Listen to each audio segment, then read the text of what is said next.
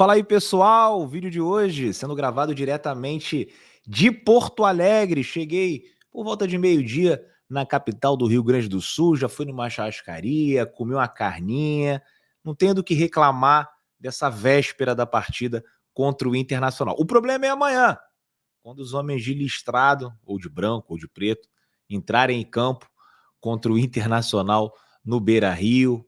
Última rodada do Campeonato Brasileiro. Rapaz, o noticiário do Botafogo hoje tá pegando fogo. John Textor falando de manipulação de resultados. Na verdade, foi o André Rizek no programa Seleção Sport TV falando que o John Textor vai entrar na justiça comum, né? E ele afirma que existe manipulação de resultados no futebol brasileiro.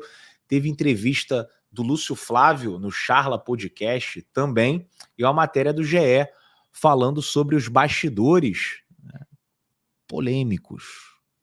E um time que está 13 pontos na liderança e derrete como o Botafogo derreteu nesse Campeonato Brasileiro, só pode ter bastidores polêmicos.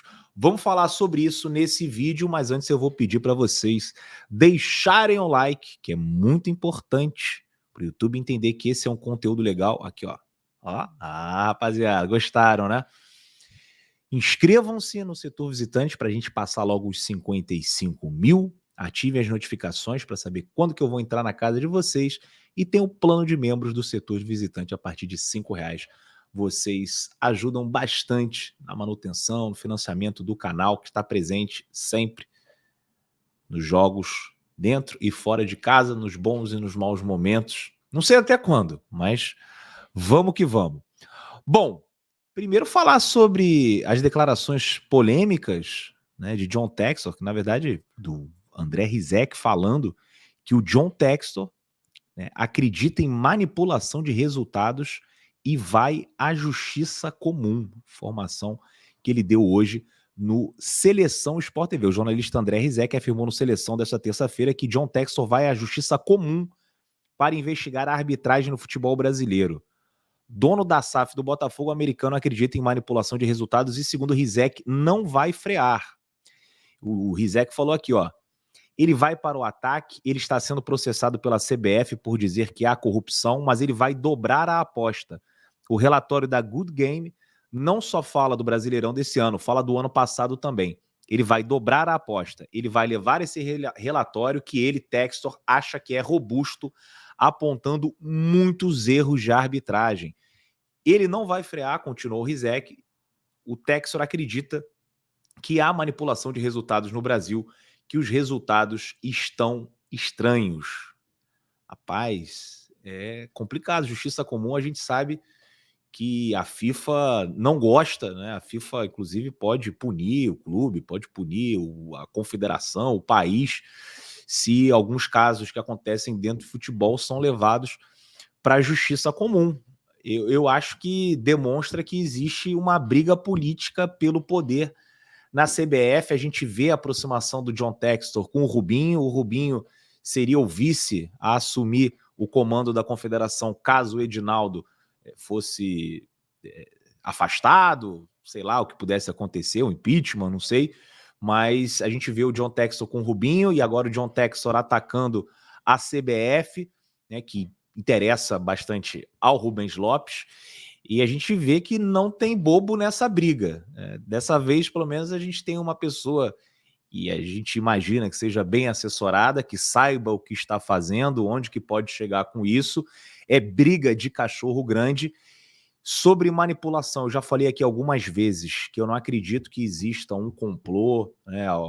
Vamos aqui nos reunir para definir os resultados, para beneficiar esse time. Eu acho que alguns times têm mais influência, outros times têm menos. Esses times com mais influência acabam contando com a boa vontade da arbitragem, arbitragem que é muito ruim aqui no Brasil. Eu acho que a gente poderia até iniciar esse debate de profissionalização da arbitragem. O Tairo falou sobre isso outro dia, se eu não me engano.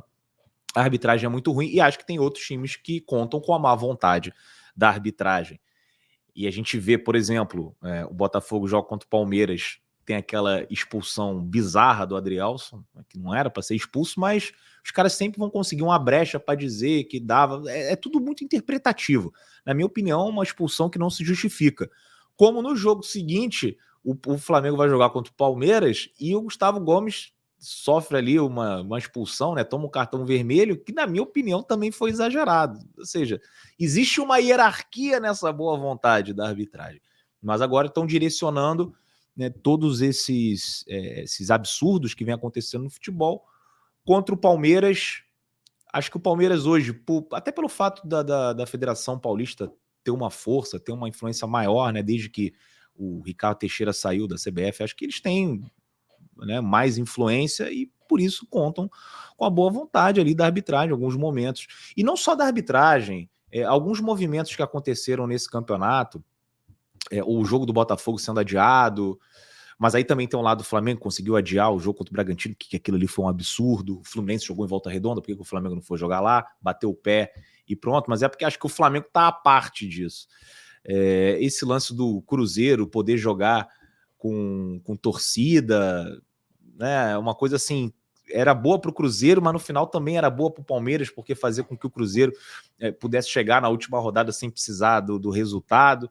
Enfim, são várias coisinhas assim que não são fundamentais para o Palmeiras levar o título. Os Palmeiras têm o mérito dele, foi a melhor equipe no campeonato, parabéns para o campeão.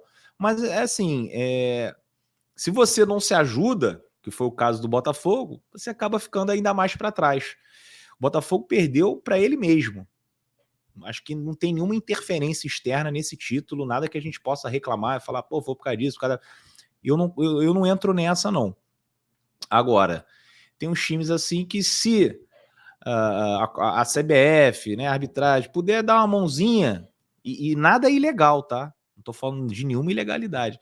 Eles vão acabar dando. Né? Tem uma boa vontade boa com uns, com outros não.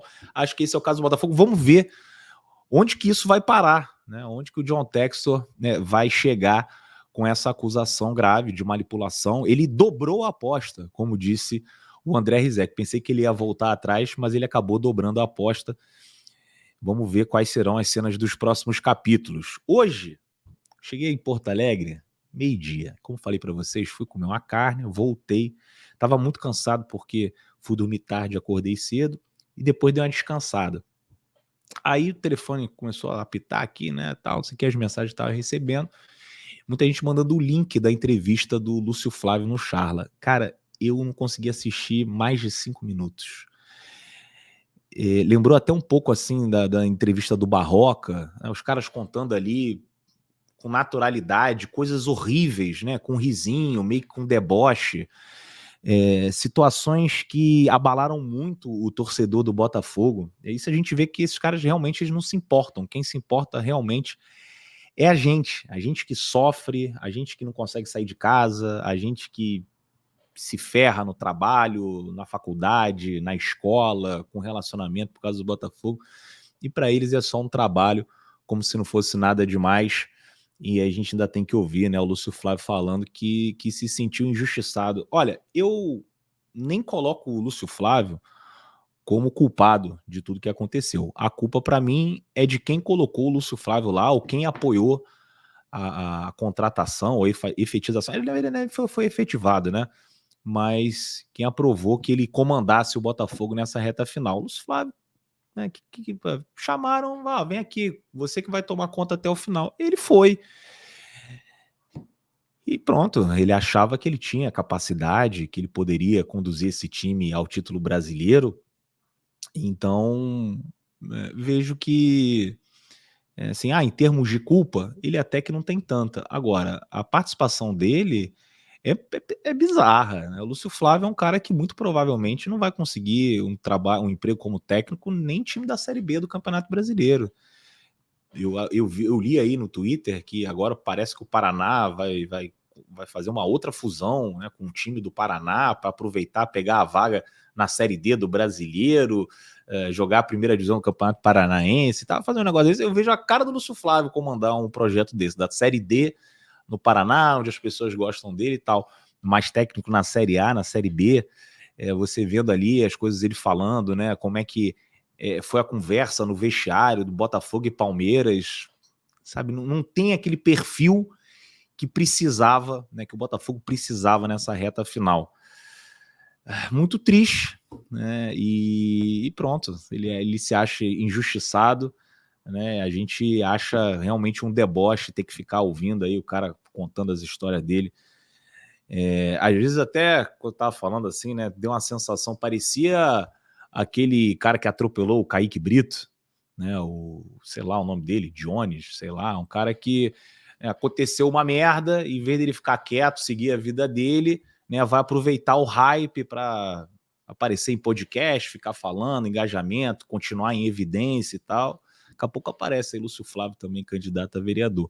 Tinham mais de 4.000 pessoas assistindo, se não fosse por essa reta final do Campeonato Brasileiro, um episódio normal do Lúcio Flávio teria 150 pessoas assistindo simultaneamente. Espero nunca mais, né, ver qualquer entrevista, qualquer imagem, ligação do Lúcio Flávio com o nosso Botafogo de Futebol. Ainda acredito que ele ainda vai fazer um tour aí, porque o pessoal viu que bombou.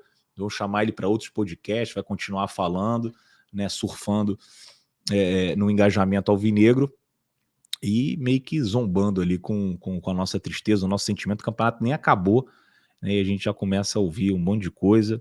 Enfim, nunca tive muita paciência e também não é agora que eu vou mudar isso. E falando em polêmicas, bastidores, né, o GE também fez uma matéria hoje falando sobre os bastidores, né, principalmente ali do momento em que o Lúcio Flávio acaba se tornando técnico do Botafogo. Deixa eu colocar aqui, ó. Aí depois até teve o Rafael, né? O Rafael, olha só. Deixa eu colocar aqui. Quer dizer, eu não vou colocar não, mas eu vou ler. O GE, né, falou que o Rafael teria sido o líder de um grupo de 10 jogadores que conversou com o John Textor no momento da saída do Bruno Lage. E o Rafael depois ele acabou negando essa informação. Ele falou, só para deixar claro que não liderei reunião nenhuma, nem jogando eu estou, mas como hoje se coloca qualquer merda em qualquer lugar, não me assusta. Mas se precisam achar um culpado, podem me culpar. As pessoas aplaudem quem implanta o caos e muitas delas se escondem atrás de máscaras para fazerem isso na primeira oportunidade. Tá aqui, ó, o Rafael, ele postou nos stories, né, essa versão dele, né? E assim, eu acho que liderar é uma coisa tão relativa, e ele falou que não liderou, mas não disse que não participou, não disse que não teve reunião. Ele falou: ó, eu não liderei, porque eu não tô jogando. Beleza, pode não ter liderado, mas pelo visto participou. E por ter participado e por ser um dos mais influentes, alguém pode dizer que foi um dos líderes, né? Porque é um cara que tá no Botafogo há mais tempo do que todos esses jogadores, é amigo da galera ali, tá na panelinha que comanda o time ali, ele, Marçal e companhia, e não sei, realmente assim, só quem tá dentro do Botafogo pode saber isso. Então eu também não quero ser precipitado e ficar aqui julgando o Rafael, ó, tem que sair e tal, porque fez isso, líder do motim, matou no peito uma responsabilidade que não era para matar, tá com muito poder aqui dentro. Eu sinceramente não sei, são notícias dos bastidores que chegam, só que toda história tem duas versões, até às vezes até três, e a gente está sabendo de uma.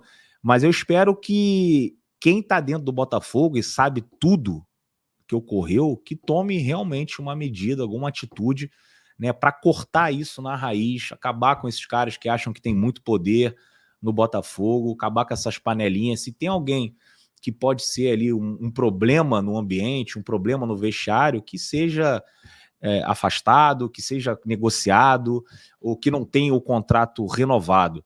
Aliás, eu não renovaria o contrato com o Rafael por um motivo, e não é nem esse, porque tem uma versão do GE e depois ele colocou a dele. Não sei, mas eu garanto que o Textor, o Mazuco e esses caras sabem o que realmente aconteceu, porque eles participaram. Mas eu não renovaria porque é um cara que teve uma lesão grave no joelho, é um cara que teve uma lesão grave no tendão de Aquiles, que entra em campo muito pouco, e a gente precisa de jogadores, né, mais jovens, mais confiáveis, no sentido de estarem aptos para entrar em campo, né, numa temporada que é longa, com muitos jogos, Copa do Brasil, Campeonato Carioca, Libertadores, Brasileirão. não dá para ter um cara que se machuca a cada 5 jogos e depois ficar fora 6, 7, 8 meses. Então eu não renovaria com o Rafael por esse motivo. Não sei o que o clube vai fazer, se algum jogador desse vai acabar sendo negociado, não tendo o contrato renovado, mas eu cortaria na raiz como foi feito com o Lúcio Flávio, e ele se disse injustiçado muito por conta da demissão depois do jogo contra o Bragantino. Eu achei que ele fosse ficar até o final, mas é uma boa, foi até bom, sabe? Já vai embora logo. E aí queria que fizesse isso com algum jogador desse, se realmente aconteceu, né? Tem algum cara que tá achando que tá com muito poder, que tá mandando no clube e tal, manda de... Então, assim, corta logo, fala assim, ó, esse aqui a gente não conta mais, porque a gente está buscando um outro tipo de vestiário, um outro tipo de comportamento aqui dentro do Botafogo, então que sirva de exemplo, como o Lúcio Flávio também acabou servindo de exemplo. Lúcio Flávio, aliás, que não deveria nem ter sido contratado, foi contratado numa época do Botafogo amador, que era muito comum você trazer escudos para esconder a incompetência de quem comandava o clube.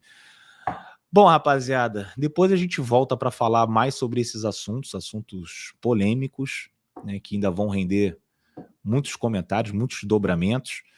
E amanhã eu tô de volta aqui com a nossa resenha pré-jogo, a gente vai poder conversar melhor sobre isso. E vamos que vamos, né? Tamo aí, mais um jogo. Tem muita gente falando, porra, deve ser maluco, tá aí. Pô, irmão, é o meu vício, tá ligado? Eu gosto de estar junto com o Botafogo na arquibancada, principalmente nesses momentos, o que não me torna mais botafoguense do que ninguém, né? Não vão achar que, pô, tô aqui, eu que sou foda porque eu vim para Porto Alegre. Não, brother, é uma questão minha que eu gosto. Tem gente que gosta de outras coisas, de fazer. Tem gente que se importa mais com o Botafogo que eu, não tenho dúvida disso, né? Eu acho que cada um é Botafogo à sua maneira, do jeito que gosta. Tem um cara que é todo tatuado, o outro que tem 600 mil camisas, o outro que não perde um jogo na televisão porque não vai no estádio e acha que é pé frio, e tem eu que vou para todos os jogos, porque eu gosto de ir para todos os jogos, independentemente do momento, da situação. É sempre um prazer estar ao lado dos amigos na arquibancada do Botafogo. Amanhã a previsão de um público pequeno, estava até falando com um amigo meu, Beto, aqui de Porto Alegre, e aí vai pro jogo? Ele falou, tá maluco, o cara mora aqui, né? Mas conheço ali umas 5 pessoas que vêm do Rio, 5 amigos, né? Sempre tem mais. Aí tem uns caras aí de Manaus, o Sandro, que é membro aqui, também vem pro jogo. Deve ter umas 100 pessoas, 150 nesse jogo de amanhã, o que eu acho que já é muito para esses caras, que não merecem o nosso esforço, não merecem a nossa presença no estádio, não merecem o nosso apoio, mas amanhã é pela camisa, amanhã é pelo escudo, amanhã pelas cores, pelo nome. Afinal, o Botafogo de Futebol e Regatas vai entrar em campo, última rodada do Campeonato Brasileiro. Tamo junto, minha rapaziada.